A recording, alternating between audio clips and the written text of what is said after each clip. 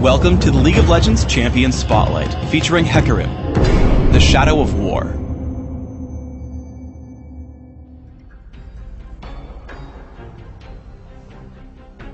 Hecarim is a melee fighter who specializes in high mobility and jungling.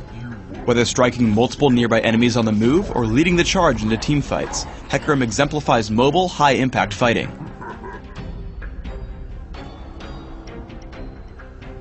Hecarim's passive is Warpath.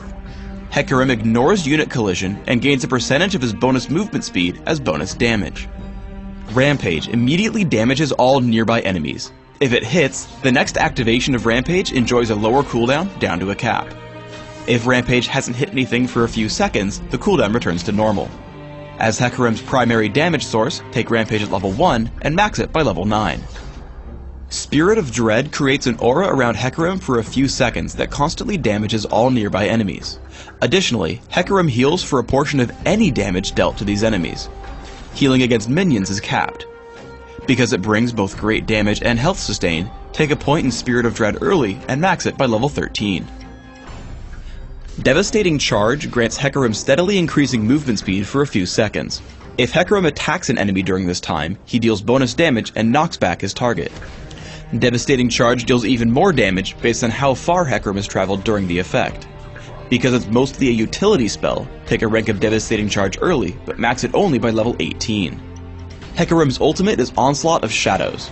Hecarim charges to target location, damaging and causing all nearby enemies to flee from Hecarim for a short time. Additionally, Hecarim summons Spectral Riders that charge alongside him, damaging all enemies they strike. Due to the power of the ultimate, rank it as soon as possible at levels 6, 11, and 16. Try to build a mix of damage, toughness, and mobility through your runes, masteries, and items. For example, I take armor penetration marks, flat armor seals, magic resist per level glyphs, and movement speed quintessences. I recommend 9-12-9 masteries, taking armor penetration in offense, health and damage reduction in defense, and movement speed plus neutral buff duration in utility. When not jungling or in Dominion, drop the minion-specific masteries for extra armor and magic resist. In Classic, I open with Boots of Speed and 3 health potions.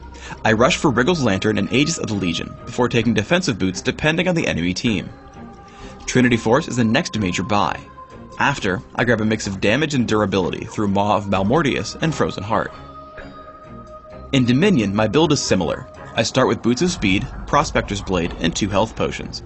Aegis of the Legion, upgraded boots, and Trinity Force come next. From here, I adapt my build depending on my enemies, choosing among Randuin's Omen, Maw of Malmortius, Sanguine Blade, and Last Whisper.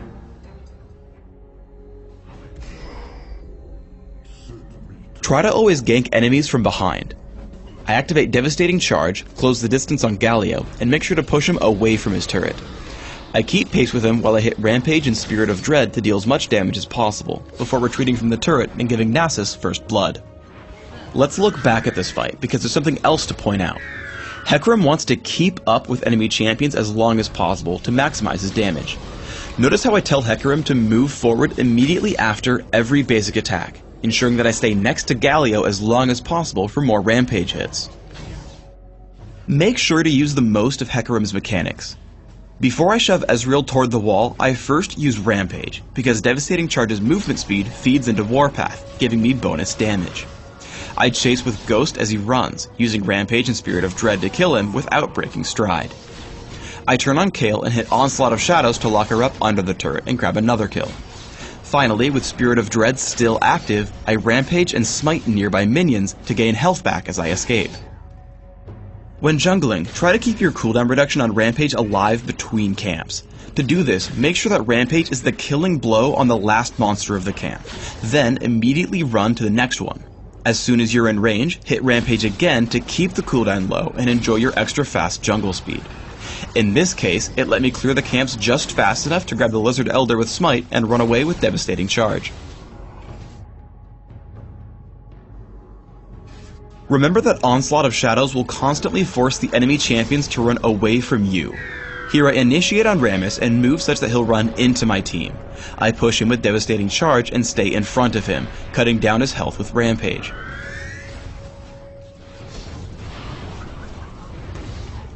After we pick up the kill, I walk out of turret range and then back across to escape Morgana. By hitting Onslaught of Shadows immediately after activating Devastating Charge, you can give it a lot of bonus damage and set yourself up for an easy knockback. I lock up Galio and we get him extremely low before his team comes to help. After killing Galio, I move quickly to take out champions with the least armor, taking out Morgana and then Kayle soon after. I spot Rammus just above. Devastating Charge grants me a lot of movement speed as I walk just past Rammus before he taunts me, pushing him back toward my team. Thanks to all the armor accrued from items, I'm able to tank the turret long enough for my team to show up and grab the ace. The speed shrines on Dominion are even more useful on Hecarim thanks to Warpath, which converts that bonus movement speed into bonus damage. This helps me catch up to Nidalee for 1 kill before moving down to meet Fizz with Onslaught of Shadows and a second.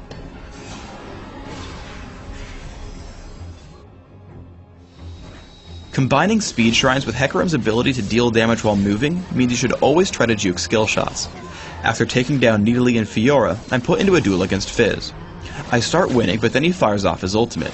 I dodge away and then chase him down with Devastating Charge. I take him out with Rampage and win control over the middle. Thanks for tuning in to the Hecarim Champion Spotlight. Please subscribe to the Riot Games YouTube channel above, and don't forget to thumbs us up just below the video.